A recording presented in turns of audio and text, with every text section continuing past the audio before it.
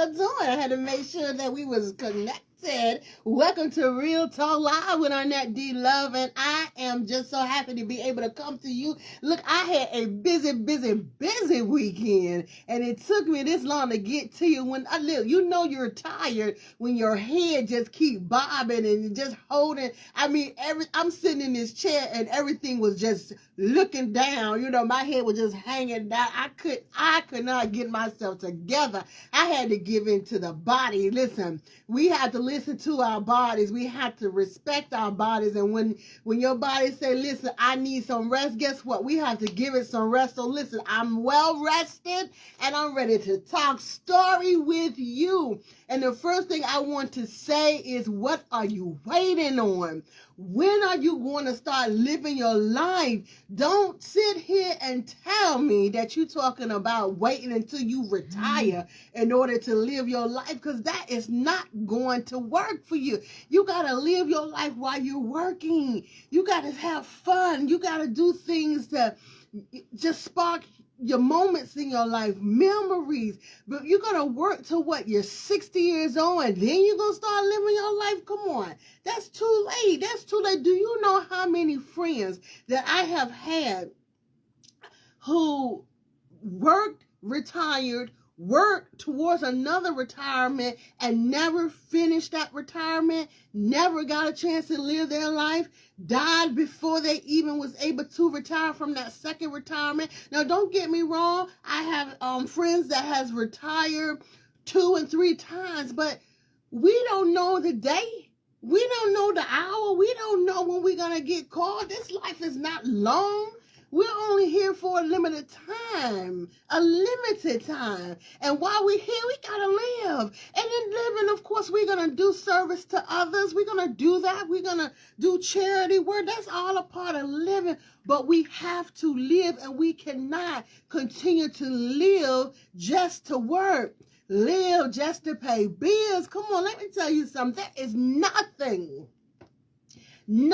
worth my health.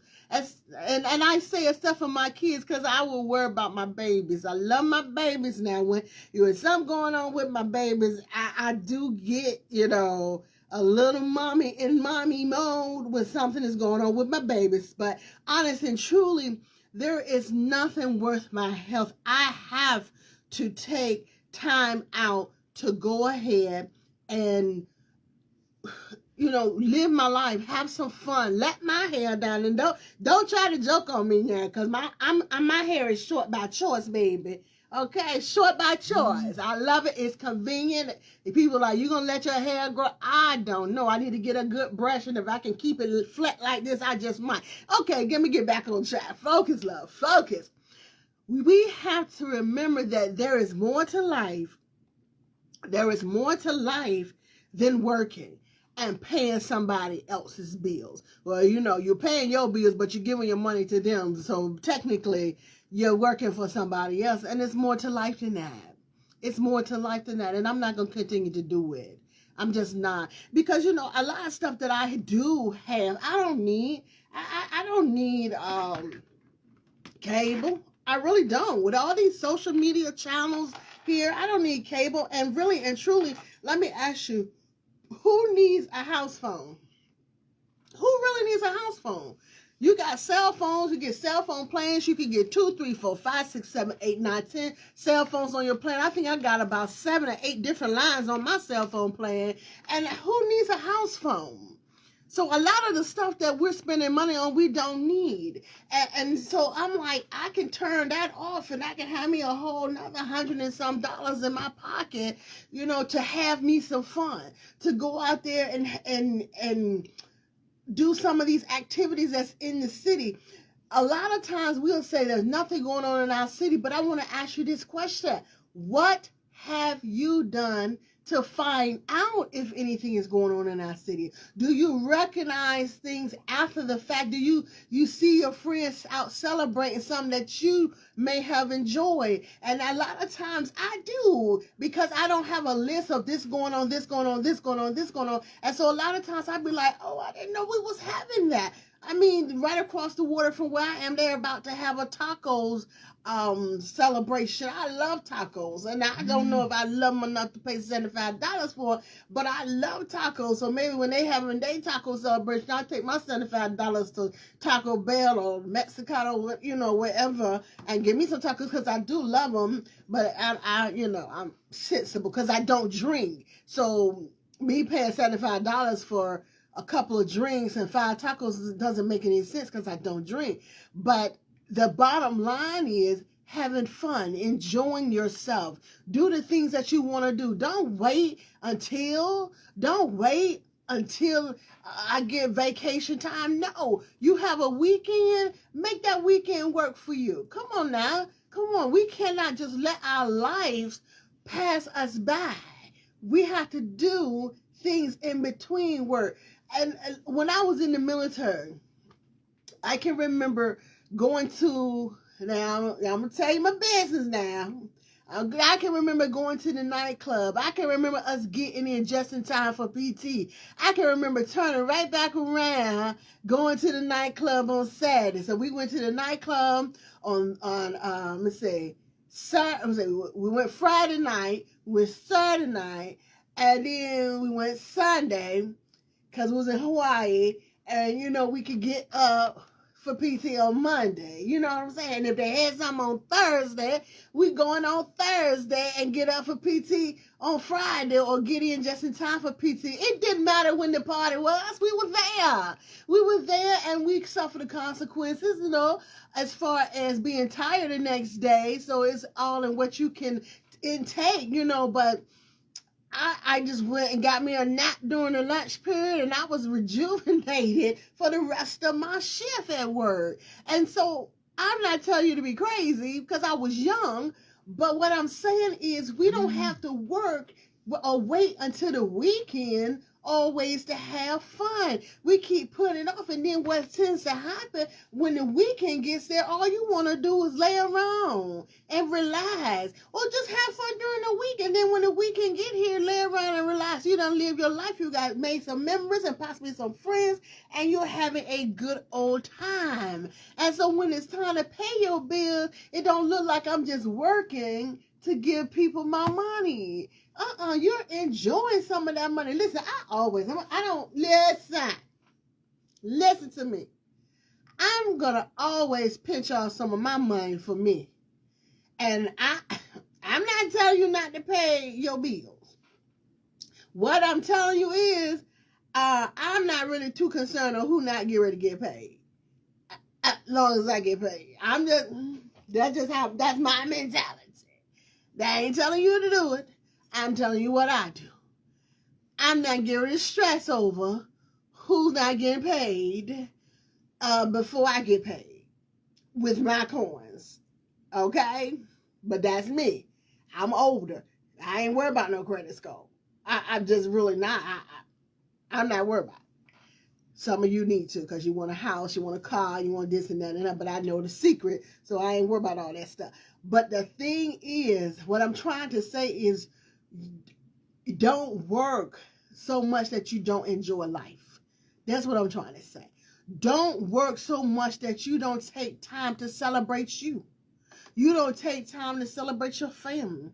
You don't take your kids. You don't take your kids on vacations. You don't do any of that because you're too busy trying to wait till you retire. And before you know it, your kids are too old and don't want to be on vacation with you. And then you retiring, who you going on vacation with? If you're not married, you're not going on vacation with your husband or whatnot. I mean, are you going to be by yourself? You know, I'm just telling you, because I can tell you right now, your kids at one point in time in life, they're not going to want to hang with you. They're not going to want to do it. They're not. And we have to remember that. We have to think about that stuff. And then what happens is they grow up and say, my mama didn't do anything for us, or my father didn't do anything with us. We did nothing growing up. All she did was went to work. They're not going to remember the fact that you pay bills. They're not going to remember that you put food on the table, because all of that is a norm for them. They don't understand the sacrifice. All they gonna remember is my mother and father did not take us out. We didn't have fun. We didn't blah, blah, and blah, blah. When I was young, my mother and father would take us to the zoo. We would go to Norfolk Zoo, and after whatever my daddy was doing over there, he'd take us to see the animals. And sometimes we went to the zoo a lot of times during the week. We had the zoo, baby. And so whatever daddy had going on, I knew we were going to the zoo. And not only did we go to the zoo, my mama packed picnic baskets, right? So me and my sister, we remember, well, I don't know, she was very young, but I remember picnic baskets, zoo. I remember carnivals and stuff. I remember my dad had bought me this suede piggy bank, and we went, and after I had suede piggy banks, he took me to get some ice cream, and I was so busy eating the ice cream, because y'all know I'm a cake mama. I was so busy eating the ice cream, I left my suede piggy bank, and my daddy said I couldn't go back and get it because it was gone. And I mean, I was just so heartbroken because that piggy bank, you know, was everything to me at the time. And I'm just saying, those are kind of memories that I had. I don't really have memories about mama paying bills and mama don't have money and mama broke. Parents back then didn't talk to their kids like that. They did not include us in personal business. And I want to encourage you, parents out here now with young kids, exclude your kids from personal business, household business. Don't let them know when you can't pay a bill. That's not for them to know. Don't let them know when you're lacking on food. Go in there and do some hot water cornbread. Do something to make it fun. Put some syrup on it.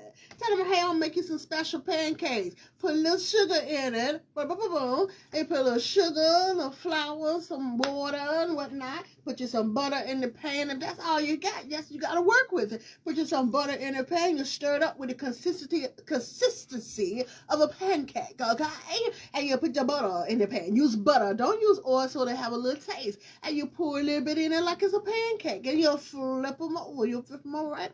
And then what you do, you pour some syrup on it. And they're going to be the best pancakes your kids had. They're going to be excited because mama did something new and she made them fresh. You just keep on saying, hey, this is homemade pancakes. I mean, fresh. Mama mix it. And they don't know that that's all you have to eat. And pretty soon they're going to ask you for the hot water pancakes, hot water bread. You know, my mother used to spice up stuff. When she cooked, she would cook us cornbread and cornbread flapjacks and whatnot.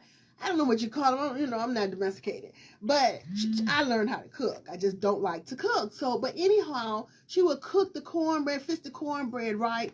And then she would make sure it's sweet because we were children. And she would take the corn and put the corn in the cornbread batter.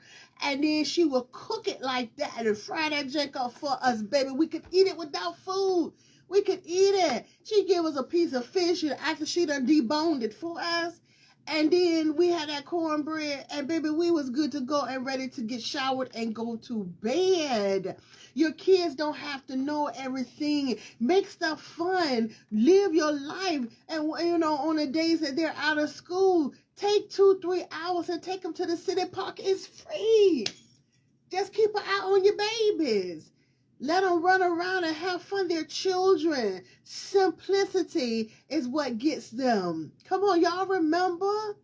I remember going to City Park just swinging on that big old dangerous swing. Y'all remember them swings with those big chains, and the swing was about 150 feet long, and you just are swinging, and you just going as high as you can go, so dangerous, to where the chain started kaboom, kaboom, kaboom. I know y'all remember. Oh my goodness, we were so dangerous. I mean, we swinging so high that the swing itself is almost flipping over the top of the swing thing, or you bumping into people because somebody over there scared and they done move, or you so scared because you go so high, you done jump out of the swing and risk your life. I remember all of that, but it was all done in fun. When we got home, we was dirty from head to toe. I remember running outside in bare feet and coming in the house and then look, you didn't want to take no bath, right? So you go.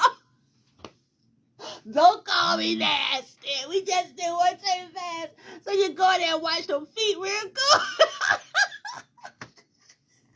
You go there and wash your feet real good, and you forget that your mama gonna smell you to see if you're smelling like puppies. You forget that. And you know what I'm saying? And then you end up, well, me personally, okay, I'm in trouble because when my mama, when I'm gonna lie and say, yeah, I took a shower. I'm gonna lie. I'm gonna say, yes, mama, I took a shower. This is why I don't lie now, because them little lies got me in so much trouble when I was younger. And so, I took a shower.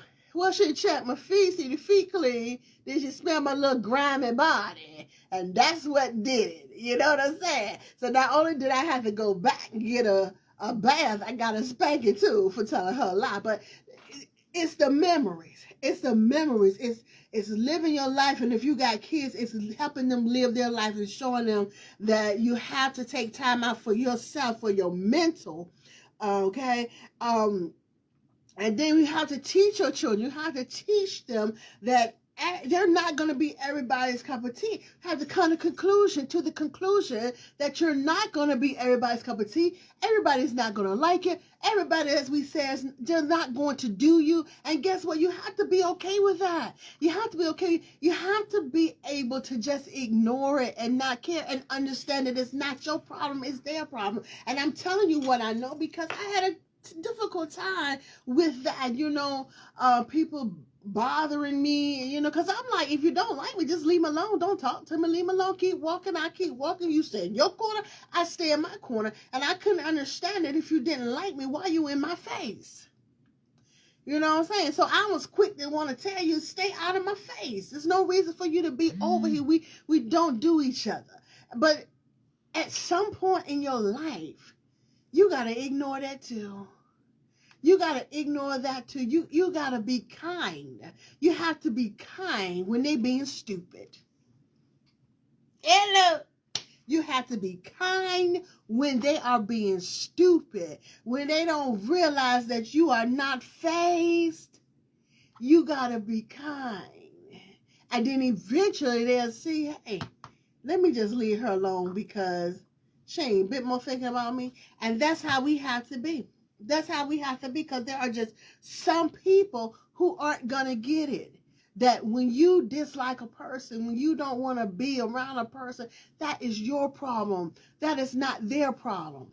That's your problem. And 9 times out of 10, that person that you dislike don't deal with you because of something that you did to them. And let me just take you to the Bible, to the Word of God for a minute. Jealousy is a sin. Envy is a sin. You have to ask yourself, what do I have against this person? What has this person done to me? Why don't I like her or her? You know what I'm saying? Okay? Why don't I like them? And the Bible tells us it's like being jealous is like having rotten bones. Okay? Okay? Being happy for each other, joyous for each other, that's prosperous. Okay? So we don't want, and I'm not going to preach to you. Y'all know how I get. I'm sorry. But the thing is, I just want you to know that's not a good thing. There is nothing new under the sun. When one person can do, you can do. When one person have, you can have. You just got to work for it. And I wanted to tell you this. I wanted to tell you this. That, sometimes I always used to say, y'all know I always say, sometimes you got to step out the boat. You got to step out the boat. You got to get in the water. You got to get in the water. But then I realized the other day that sometimes when you step out of the boat, you hesitate. You start thinking about, I might fail. I might go down under real fast. I might not be able to sustain myself if I step out of the boat. So I got a new term for you, okay? And for everybody. We need to launch out of the boat. Because when you launch out of the boat, when you go real fast and launch, you don't have time to think about those things. You don't have time to worry about whether or not you're going to make it. You're in the water now. You're either going to swim or sink, right? So we got to make it happen. Launch out of that boat. Take your chance. You're an entrepreneur. You want to be an entrepreneur. You want to make your own money. You want to work for yourself. You got to work as if you cannot breathe. When you launch out of that boat into the water, when you launch out of the boat into the water, you're going to swim or you're going to sink. And if you sink, you will not be able to breathe. You're going to have to work as if you cannot breathe to stay on top of water. And that's what you have to do when you start being an entrepreneur. That's what you have to do. Launch out of the boat. Live your life. Do what it is that you want to do, because we only get one. If we fail, guess what we do? We start again. We revamp. We reorganize, and we start again. I started all my businesses with barely any money. I'm telling you, I didn't take out any loans, and I'm not saying you can do it without taking out any loans. I didn't. And if y'all want to know what I do, I have a clothing business. I started my clothing business. I was buying clothes wholesale. I mean, I did everything legit through my city and all that stuff, buying clothes wholesale and whatnot, and jewelry wholesale and shoes wholesale. And I started, and I was using my checks every time I got a check and I was able to purchase some clothes for wholesale. I would buy them, and I'll even go to the church. Pastor allowed me to sell some stuff at the church for the people, because I was about selling jewelry and making everybody look beautiful, no matter how much your money, how much money you had. I felt every woman deserved to look and feel beautiful. So I would bring earrings and stuff and sell them for $1. That was my business. You know, I was working a full-time job. I just wanted to make other women feel beautiful, and that's what I did. And you you'd be remiss. I mean, you couldn't imagine how many of those women that didn't have much more than pocket change would come to my table and say, I want these earrings, and I want these earrings, and let me get those. And you got any more of this? I even had the pearls that were not pierced, you know, the clip-on pearls. I had those for the women that didn't have holes in their ears. And so my other business was a consulting business. That's my self-empowerment business. That's a business where I go out, either I do seminars, I go speak, when I go out to preach. All that comes under my consulting business, because guess what? I got to pay taxes on that money. So if I was preaching and I had to pay tax on that money, I said, this might as well be a business. Then I might as well set myself up where I can go out and speak as well as preach it. Okay? Because I still got to pay taxes on it. So I might as well get me a business. And that's what I did. I constructed I Accept Me Devon Loving Me movement. Okay? And it's a movement because I want people to accept themselves. I want them to know that you can be short, fat, skinny, tall. It doesn't even matter. Dark, light, red, blue, white, purple, black. It doesn't matter. You have to accept yourself, and the things that you want to change. That should be the only thing important to you, is what you want to change. Don't let society dictate to you what you think you should change or what they think you should change. I Accept Me, the Devon Loving Me movement. It's a movement, and this movement been going on actually legally since 2015. I really started in 2014. But it was on paper in 2015.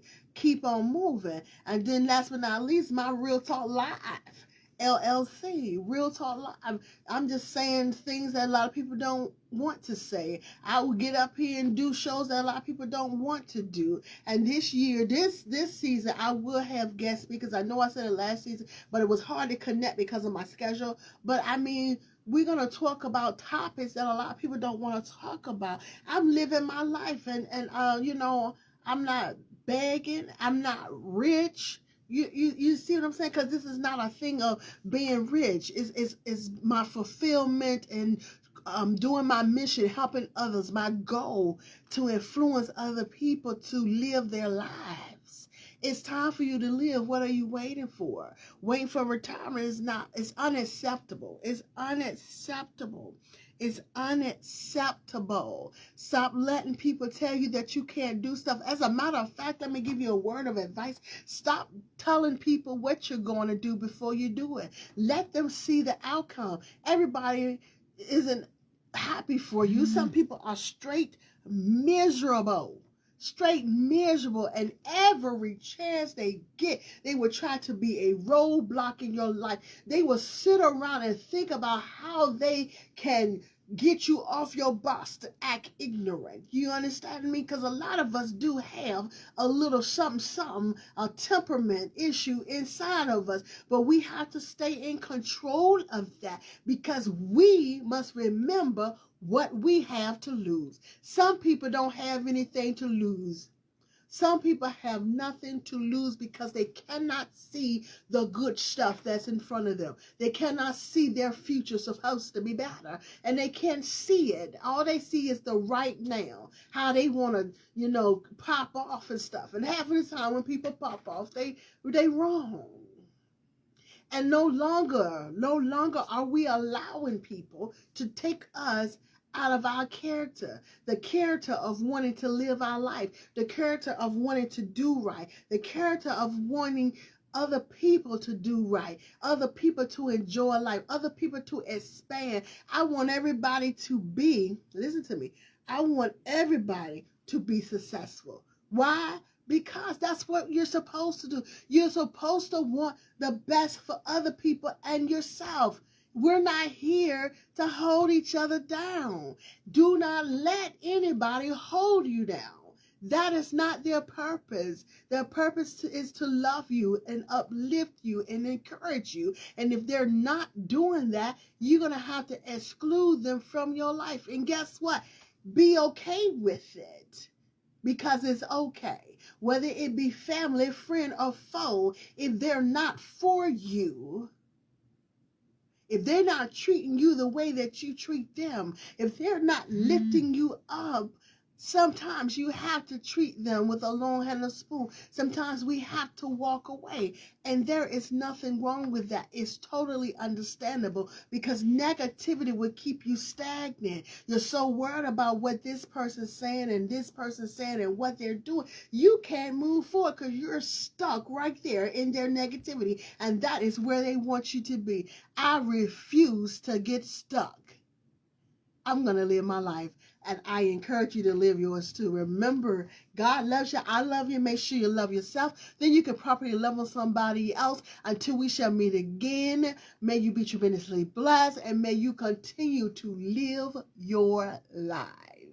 Take care, lovelies.